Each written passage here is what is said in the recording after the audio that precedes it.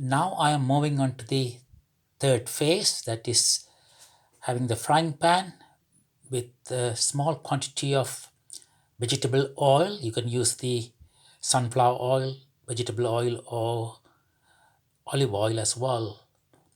This type of oils can be used just to fry the spices which I've already created.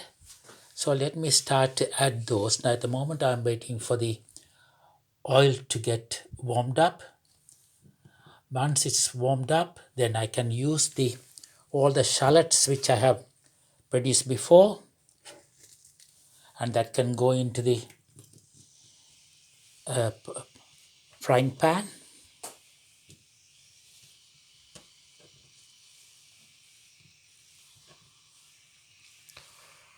All the garlic can go in there as well, and the chilies. Be careful with the chilies. If you, after handling it, if you put that in your eyes or whatever, it can be irritating for you. So all the red chilies and the red tomatoes, they are all going into that for frying. So you can see that I've taken everything, it's all gone in there. The next stage is a slightly complicated one because I need to transfer all the spices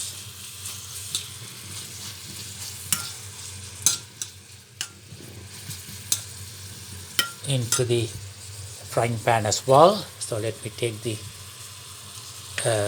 coconut cream out, and I can start to move all those in there. So it's much easier to just tip it in. So all the items have now gone in. I'm allowing that to fry for a little while. This time it's slightly easier to do it. So I'm allowing the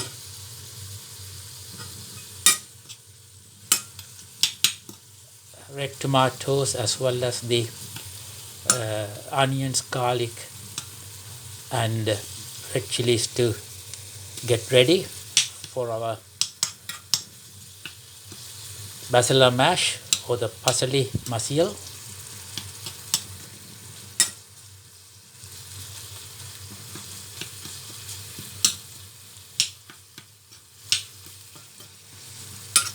You can see that they are all getting nicely fried, and I can get all the smell as well with the garlic, honey, and red chilies and so on. So here we got almost like a golden color fried items.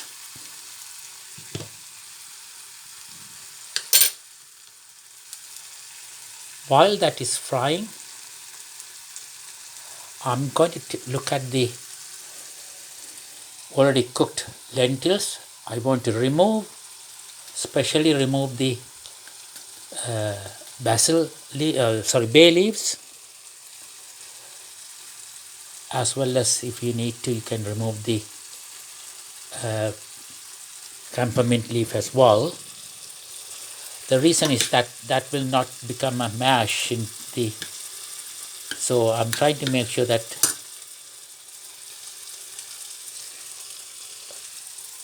the camper leaf and the bay leaves are removed from that. That will be added to the mixture afterwards. So now let me look at this. Now they are all ready. So now I can transfer the chopped basil leaves into that. So they can go into the frying pan. So I've taken everything out. So now I can stir that into the, so it needs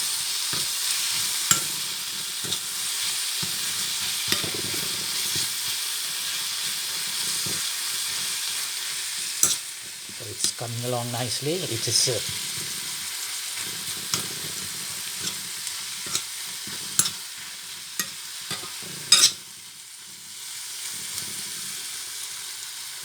another danger is trying to do the cooking and doing the videotaping is not the greatest combination, but I'm managing it all right.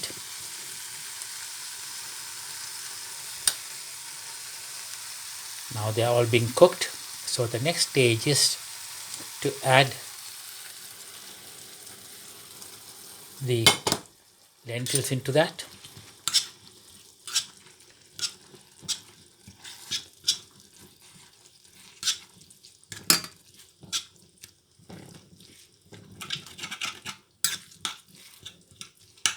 So here we will see not only they are all coming together, but it'll have a so-called variety of colors there as well. You'll see the yellow, red, green, all these different colors, and that gives the appetite for eating as well. So that is something which we can look at later, but let that boil for 1 minute. Let me make sure that I take all the lentils out of the other pan and make sure that they are all into the frying pan, so it's all, nothing is wasted.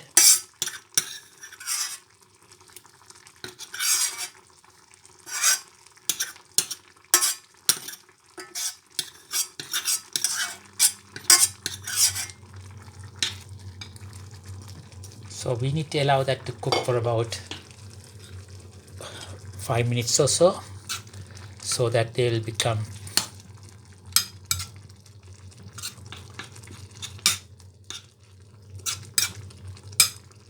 nicely cooked in the frying pan.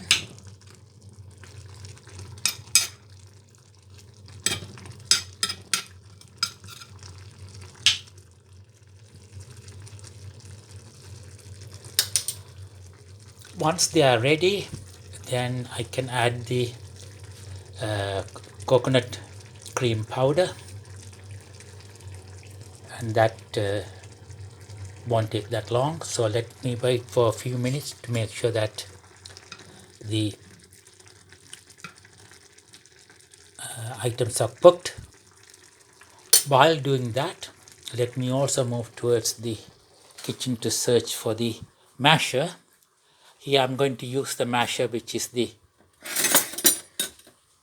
so let me bring that back.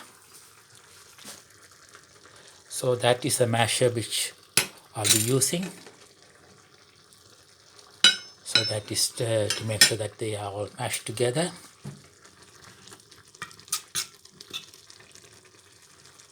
So it's, the time is now right for me to switch off the cooker. Let me see whether I can mash with one hand.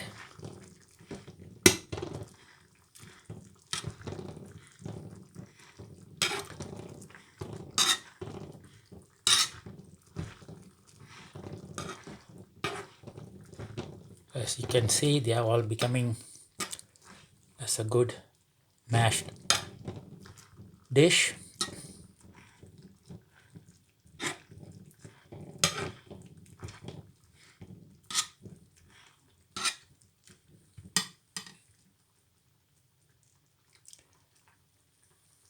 Now they are ready. Let me turn on the cooker again just to make sure that they are cooking well while I'm adding the coconut cream powder.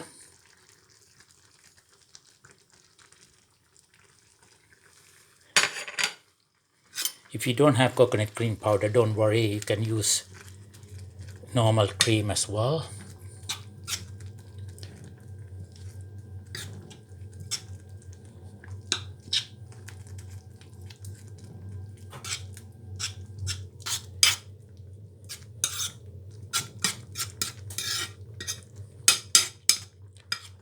So this is the final part of the mash.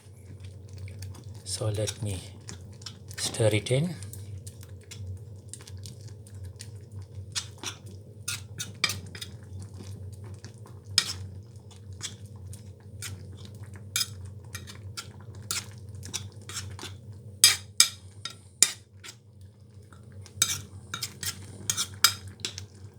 So now let me explain some of the other parts to this.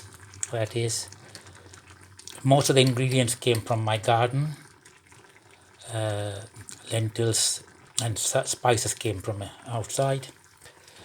But this is not only for that purpose I wanted to show this. Basala alba leaves, or in Tamil, Pasala kire, that is good for thinning the blood. So for those who are suffering from high blood pressure or similar blood related issues, it's an ideal vegetable item for us to use in our cooking. In addition to that, the ladies who are pregnant who may find difficulty with the blood pressure as well as the blood thickening scenarios, it's good for them too. So this is not just a good item for our normal cooking and eating, it also has some health values. So that's what I wanted to show you today. And you can have this with paratha, or you can have this with even bread like a cob or similar type of bread. Don't go for the standard loaves, which are not that great to as a compliment, but like a cob or similar type of bread, you can go for that, and that can be used as the component for that. Or you can use dosa or similar type of items as well. So try it and see whether it works for you.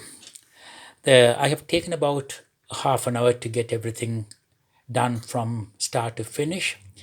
So you may find that this is slightly lengthy, but it actually gives you some information about how to make sure that you have a good meal.